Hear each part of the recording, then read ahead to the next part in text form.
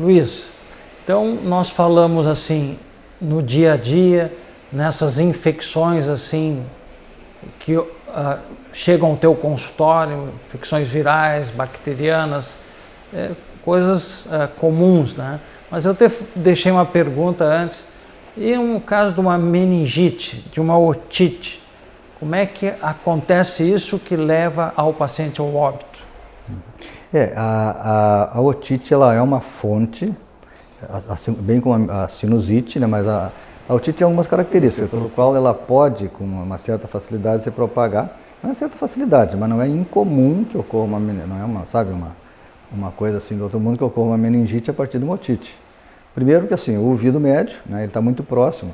O teto do ouvido médio é uma cavidade fechada, né, que se comunica com o nariz através da trompa, conforme nós já falamos, e essa trompa, em dado momento, fecha, obstrui pela infecção, e essa cavidade fica fechada mesmo, né. Depois tem a membrana timpânica, e em cima, no teto da cavidade timpânica, do tímpano, o tímpano é a membrana, cavidade timpânica, toda aquela cavidade está ali. A membrana timpânica é a coisa, a cavidade timpânica seria o tímpano.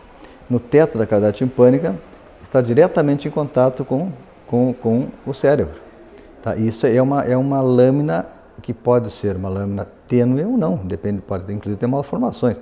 Isso em pacientes que têm uma comunicação direta do teto do ouvido, da cavidade timpânica, né, do ouvido médio, com a fossa cerebral média. Existem aí incisuras, que tu não vai saber nunca, só no momento que tiver uma complicação, né? Tu pode ter uma comunicação sem saber. Quer dizer, a meninge está diretamente em contato com o ouvido médio, no seu teto, tá? Outras vezes, por via hematógena, que eu acredito que seja até a mais comum, ou seja, por via sanguínea, né? Vai e faz um abscesso cerebral ou uma meningite, certo? E agora sim, é difícil, porque tu me falasse de um paciente que faleceu, mas claro, teria que ver o paciente, saber o que aconteceu, porque isso eu estou falando de infecções agudas, né, que podem evoluir para uma meningite, para um abscesso cerebral, através desses mecanismos, diretamente através do teto da cavidade timpânica, ou por via hematógena, por via transmissão através do sangue. Mas existem pacientes com doenças crônicas do ouvido médio, notadamente uma doença chamada colesteatoma do ouvido médio, seria talvez sendo mais comum, hoje em dia não é tão comum, mas foi muito comum antigamente, onde existe uma destruição das paredes ósseas do ouvido médio, e essa destruição com o tempo acaba chegando na meninge, pela cercania, porque o ouvido médio está cercado por meninge, ele está dentro do cérebro, entendeu? Acaba chegando lá, e a partir daí, um belo dia, esse germe que é um germe de uma infecção, que o colesteatoma ele é um tumor benigno, mas vai crescendo, vai comendo o osso. Mas como está aquele tumor ali, sempre gera uma infecção crônica com bactérias, com pseudomonas, com bactérias bastante patogênicas. Um belo dia, pode haver o contato com a meninge, rompe essa barreira óssea muito frágil que existe ali, e esse germe penetra na meninge e faz uma meningite, e a partir daí, com germes muito resistentes, né, que tu sabe melhor do que eu, que pode ser fatais em pouco tempo, né? Então, assim, a possibilidade existe e não é nada do outro mundo. Já vi, inclusive, assim, vários casos de meningite tendo como origem uma otite. Bom, Luiz, então, vamos falar um pouco sobre a questão de cuidados, né? O paciente está com inverno, está com dor de garganta, gargarejo funciona? O problema é o seguinte, eu sempre falo assim, ó, eu jamais falo mal de remédio da avó, da mãe, da tia, sabe? Eu acho que a sabedoria popular tem que ser respeitada, né? Sempre tem um fundamento, sempre tem um fundo de verdade na sabedoria popular. O problema é o seguinte, nós médicos tratamos as coisas conforme a causa, né? A patologia conforme a causa. Então, se for uma dor de garganta banal por uma virose, vai funcionar, sabe? A água quente, etc, tal, funciona. Mas depende da causa. Se o sujeito tem uma infecção bacteriana, já não vai funcionar, né? Tem coisas interessantes aí. Por exemplo, tu fala que tosse, né? Toma uma colher de mel, você vai a tosse, aceita o mel para tosse. O que acontece? O mel, ele é uma coisa astringente, toma uma colherada de mel, ele vai formar uma membrana que recobre a faringe, e as terminações nervosas da faringe ficam encobertas por ele, né? Ele forma uma película, um filme ali, né? E essas membranas não são irritadas, então diminui a tosse. Então por isso que eu digo que a gente nunca deve sabe? Mas, enfim, funciona. Por exemplo, tomar muito líquido, essas coisas, tomar chá com limão, e tal. Não tem assim, não existe um fundamento científico que eu possa dizer, olha, funciona por isso, por aquilo. Tá? Mas mal não faz. Né? Otite e compressa quente. A compressa quente funciona pelo calor. Né? Inclusive a medicina popular, aquela do tempo da nossa avó, de botar azeite quente, né? Não era o azeite, funcionava, era o calor, né? O calor provoca, ele diminui a dor, né? Faz vasodilatação, diminui a dor. Então a compressa quente em criança é excelente, uma bela medida para o otite, como analgésico, né? Para diminuir a dor. Antibiótico terapia. A lei que modificou a prescrição e hoje antibiótico, você não chega na farmácia e me dá um antibiótico como ocorria há pouco tempo, né? Então tem que ter uma receita médica para tirar o antibiótico. Nos preocupa, mesmo assim, a grande resistência aos antibióticos, né? E eu acho que nessa questão da tua área, né, há muita resistência, né? Assim, nesses antibióticos mais comuns, talvez porque se utilizasse muito facilmente, chegava no balcão da farmácia e comprava, né?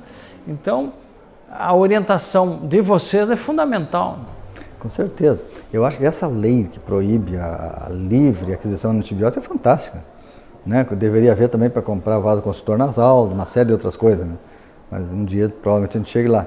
Mas é fantástica porque vamos, sei lá, alguns antibióticos, tipo um que tu sabe qual é que tu toma 3 dias. O pessoal dava um espirro, ia na farmácia, comprava e tomava, né? Tomava 3 dias, tá? Esse antibiótico hoje em dia funciona para pouquíssimas coisas, né? Então, assim, na nossa área, realmente, a incidência de bactérias resistentes aumentou bastante, principalmente se tratando de otite. Alguns anos atrás, otite usava amoxicilina, 90% de acerto. Hoje em dia, a amoxicilina tem 40%, 50% de resistência, de germe resistente. Né? Por quê? Devido a esse uso indiscriminado. Não só pelas pessoas, por médicos também, né? Infelizmente, a gente também tem que fazer uma meia-culpa, né? Que às vezes nós, até por uma angústia, por nossa vontade de ajudar o paciente, a gente meio que se passa, às vezes prescreve até antibiótico e demais. Mas realmente a resistência bacteriana na nossa área, otite, sinusite, amidalite não, porque normalmente o estrep tem um bicho que morre até de susto, não tem. Mas aumentou bastante, principalmente a otite em criança, sabe? Tá você vendo assim, pneumococo resistente, streptococo resistente, hemófilos resistente, muito. E isso graças a essa grande liberação que houve no Brasil. Né? Acho que isso foi um avanço, né? Apesar das dificuldades socioeconômicas da população, muitas vezes em ter acesso a isso. Mas do ponto de vista científico e de racionalidade, foi realmente um avanço, né? Bom, Luiz, nós estamos terminando o programa e eu te deixaria então à vontade para as tuas considerações finais, que você deixaria de recado, mensagem, take message from home. Tá bom. Não, a mensagem, primeiro meu agradecimento por estar aqui com vocês, realmente é fantástico estar aqui contigo, é sempre um prazer estar aqui, tá? Eu me sinto em casa no teu programa aqui e deixar as pessoas assim, a mensagem, qual seria? Como nós falamos no começo, não é necessidade de procurar um médico por qualquer coisa, agora, no momento que suspeitar de uma complicação, de uma doença infecciosa, até mesmo, não falamos sobre isso, mas a gripe, a diferença entre a gripe e o resfriado comum, né, entre uma influenza e um resfriado comum, se aquela gripe não melhora, etc., procure um médico, né? Existe uma facilidade grande de acesso ao médico. Não se automedique com coisas que não são adequadas, ou seja, fazer o remedinho caseiro, como nós falamos, tudo bem, sem problema nenhum. Agora, procurar um médico sempre é sempre interessante, até para evitar, né, problemas com complicações de doenças, de coisas que poderiam ser resolvidas facilmente, que venham a complicar mais tarde. E mais, agradecer como sempre tua gentileza de me convidar. Bom, Dr. Luiz, muito obrigado pela sua presença. É sempre muito agradável conversar contigo. Nós, nessa correria do dia a dia, nem parece que moramos na mesma cidade, que quase nunca nos vemos, né? nem que seja para falar mal do nosso time. É verdade. Então estamos chegando ao final do nosso programa, conversando com o cardiologista, hoje entrevistando o Dr. Luiz Carlos Oliveira, otorrinolaringologista. Muito obrigado, até a próxima.